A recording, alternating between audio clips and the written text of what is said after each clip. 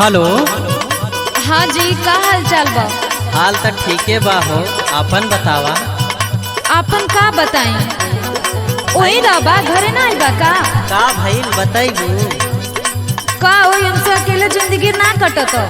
अरे भइल का पगली बताओ। सुनो, मन बाना बात जदी हमर कर जबू बादे में खूब तरसाइब हो।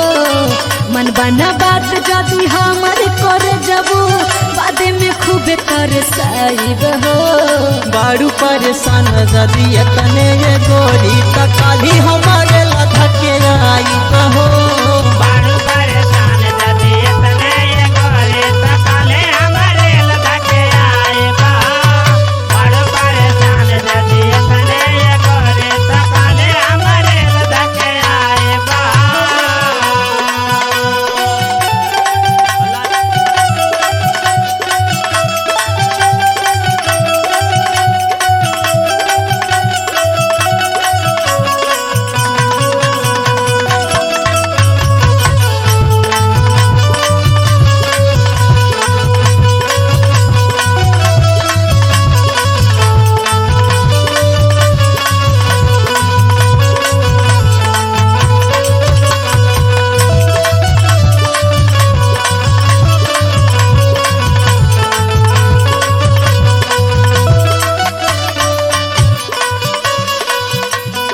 इतने परेशानी ना बा। और सुनो, सुनावा। उठे लहरिया बड़ा बहरिया मन मन होके कंट्रोल हो। मनवाना होके कंट्रोल राजा, मनवाना होके कंट्रोल हो। मनवाना होके कंट्रोल राजा, मनवाना होके कंट्रोल हो। और बताई? बतावा। सुनो, सुनावा। जल्दी से आवा भी को ततावा ना तो हो जाई झोल हो। नाता हो जाए झोल ये राजा, नाता हो जाए झोल हो। नाता हो जाए झोल ये राजा, नाता हो जाए झोल हो।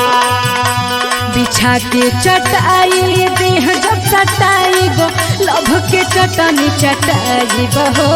बिछा के चटाई देह जब चटाई गो लभ के चटनी चटाई बहो। बारू परेशान जदी तने ये गोरी त काली हमारे लधके आई कहो। बारू परेशान जदी तने ये गोरी त काले हमारे लधके आई कहो। बारू परेशान जदी तने ये गोरी त काले हमारे लधके आई कहो। अच्छा त ई बात बा। तब का सुना। बोलो, होठा ना बेकाबू कैले रहा काबू रखले रहा रानी बान के। रखले रानी बान के हो, रखले रानी बान के। रखले रानी बान के हो, रखले रानी बान के। और सुना। बोलो, रख खुशहाली लगा के वठलाली पियवा के बतिया मान के। पियवा के बतिया मान के हो, पियवा के बतिया मान के।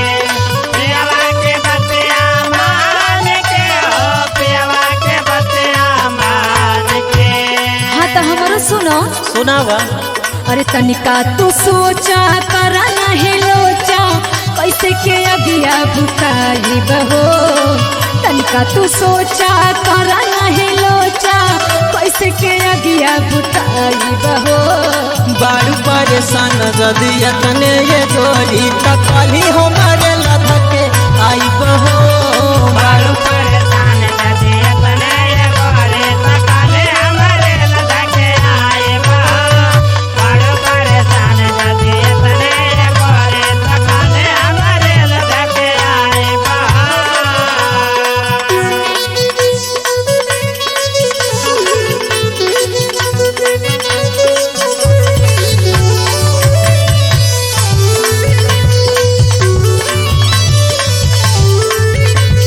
Thank you.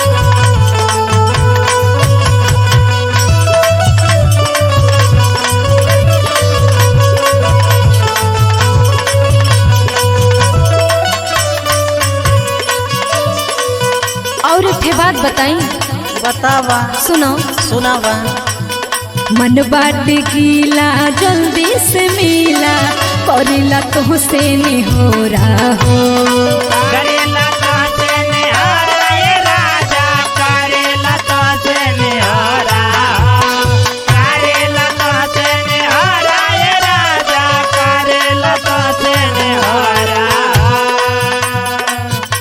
अरे देता तू सुखवा दूर कता दुखवा आदित बलम थोड़ा थोड़ा हो। आदित बलम थोड़ा थोड़ा हो, आदित बलम थोड़ा थोड़ा हो, आदित बलम थोड़ा थोड़ा हो, आदित बलम थोड़ा थोड़ा हो।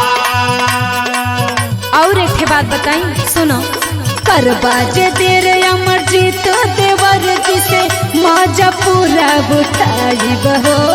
बारू परेशान जदी तने ये रानी तकाले हमरे लधा के आई बहो।